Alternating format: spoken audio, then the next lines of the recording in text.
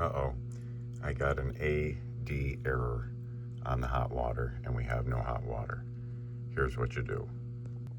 So what's occurring is this is the condensate tank up here, or this is the heat exchanger up here, and it builds up condensate in this line, and it comes down, goes back into a tank back here, and then it drains out the bottom down here. There's a cap on that that I will have to remove right here, and that then drips down into the bottom. Problem is that gets clogged with cloudy, milky water and other contaminants, so we have to clean that out. So I'm going to remove this panel here to gain access to the tank. There's two screws, one here, one here. All right, so I'm going to remove those. So I've removed those two screws down here. I'm going to pull this panel out, and then I'm going to lift up off this little catch. Now you have full view of the condensate tank, which we're going to clean out.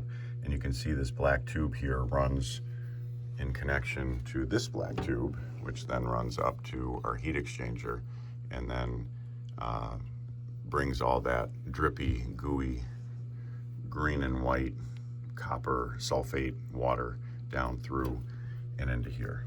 All right, so I'm going to remove this cap. I'm going to run water through it several times to clean it out. So I need a catch basin down there. Also, I use this little bowl here to capture stuff. And then once that's all cleaned out and I'm satisfied with it and I've tested it, I'm going to close it all back up. To give you an idea how the water looks, you can see it's kind of this milky color. All right, so I'll push the cap out here. You can see as I pour it, it's pretty gross. And you get these fines at the bottom. That's what clogs things up. It's kind of like dirt.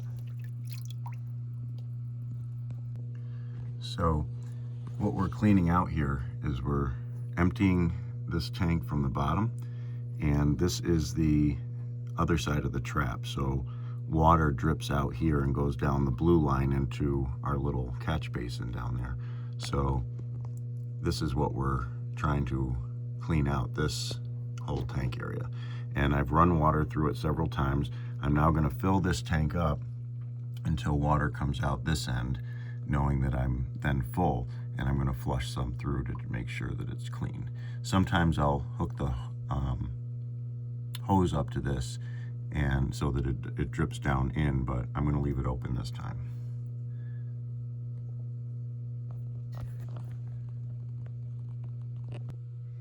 Okay, it's pretty well cleaned out, so I'm just going to refill it here.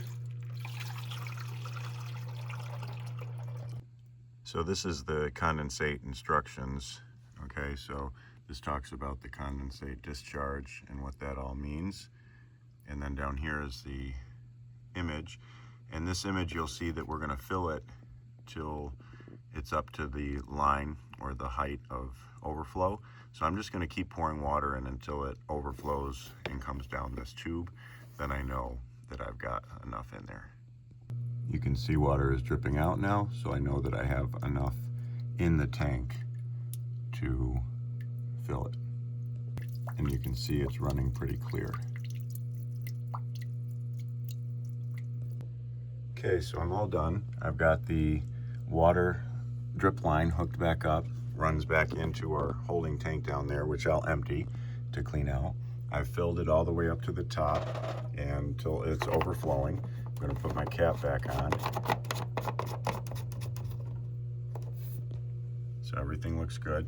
Now, I've got to turn the power off down here on the main. All right, so I'm going to turn that power off, leave that off for about 10 seconds, and that's going to allow me to power back up. And when I do, I should hopefully get a reset over here. So I've turned this off, all right? And so I'm going to turn that on again. You hear it power up, and I'm going to look over here. I hear good sounds, and I see that my temperature is coming up on my boiler, which is good. So if we have a call now on the hot water side, that should fire up also. Okay, so problem solved.